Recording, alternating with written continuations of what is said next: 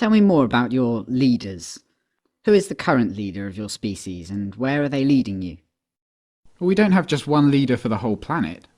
The world is divided into countries, and each country has a leader of its own and a government of its own.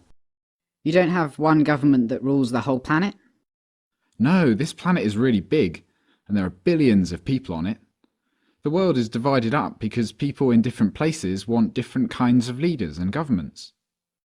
How many countries are there? A couple of hundred, I think. So there are millions of people per country? Yes, or hundreds of millions in some of them. And all the people in a country live under one single government? There can be layers of government, but there's only one government in each country. That's how it works. But you can have multiple governments on the same planet? Yes, and it's better that way. If you had a single government for the whole planet and it turned tyrannical, there'd be nowhere to escape to and no one to oppose it. And I wouldn't want to be ruled by a bunch of people living thousands of miles away on the other side of the planet. It's better having government more local, because then it's more accountable. How far is it from here to where the rulers of this country live? The capital of this country is hundreds of miles from here. So you don't want to be ruled by a bunch of people living thousands of miles away, but you don't mind being ruled by a bunch of people living hundreds of miles away? That's just how it is, I guess. Why don't you and your neighbours set up your own country here, so you can keep a close eye on what the individuals acting as your government are doing? I don't think our government would allow us to do that. So you have these countries, some big and some small, and the individuals living in each country separately choose which people are going to be their politicians and act as government of that country. Yes, although not everyone is lucky enough to live in a country where we get to choose our leaders.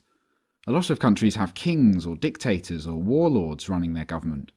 People in undemocratic countries don't get to choose their leaders. So you consider yourself lucky because you live under a democratic government, where you, along with millions of other people, get to vote, and whoever gets the highest number of votes becomes leader of the government, the gang that tells you what to do and robs you. Yes, but there's more to it than that. Democracy isn't the only thing that's great about the government of this country. In fact, democracy itself is not an ideal system at all, everyone knows that. With a pure democracy, the majority rules, because the politicians do whatever the majority of people want them to do, and this can be a problem for minorities. We know this. The real reason why we're lucky in this country is that our government is not a pure democracy, but a republic. With a republic, minority rights are protected against the tyranny of the majority. How? Our rights are listed in our constitution, the document that established our government. It lays out how government is supposed to work. It says what government is allowed to do and what it isn't allowed to do. What does it say government is allowed to do? Government is allowed to collect taxes for things like national defence. Hold on. The Constitution says that government is allowed to collect taxes. So it says that the individuals who are acting as government are allowed to rob everyone else using threats of violence. Yeah, but only to do good things. Where did the Constitution come from? It was written by the founders of this country, the people who first set up the government. The first politicians of the country? Yes. So a bunch of regular people just got together and wrote on a piece of paper that they're allowed to rob everyone else, as long as they call themselves government and call their robbery taxation. Then, because they have this special piece of paper, everyone just sits back and lets these guys rob them? You're missing the point. The founders wrote the Constitution to restrain government. They made sure there was a separation of powers, so there were checks and balances in the system. They did this to strictly limit the power, size and scope of government. They made a list of things the government can do and must do, and everything else the government can't do. They even wrote about specific things that the government can't do, like violating the inalienable rights of the people to life, liberty and the pursuit of happiness. Okay, but I don't see why the piece of paper is so important. I mean, hypothetically, what if the majority of the people want government to do something that the Constitution says government shouldn't do? Couldn't the people vote in politicians who promise to do it for them regardless of what the Constitution says? How does having your rights listed on an old document help protect your rights today? Well, if the politicians who get voted in want to pass unconstitutional legislation, then the third branch of government, the judicial, will step in and not let the legislation pass. The founders recognised the problem of democracy, so they gave us a Supreme Court, and their role is to check whether legislation is constitutional or not. But the Supreme Court is itself part of the government. Yes, politicians get voted into positions in the executive and legislative branches, but the judicial branch is made up of judges. So if a majority supports the government violating the rights of a minority, the judges of the Supreme Court simply won't let it happen. Are these Supreme Court judges just regular humans? Yes.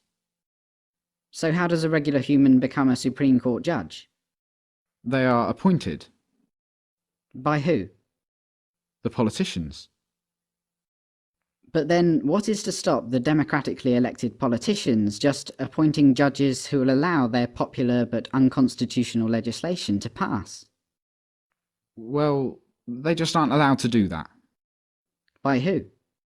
By the Constitution. The piece of paper? Yes, I admit it's not a perfect system. I suppose what you're saying could happen. Does the government of this country, which you consider yourself lucky to live under, ever do things its own constitution explicitly forbids? Yeah, a lot of things actually. The government is a lot bigger now than it was when the Constitution was written.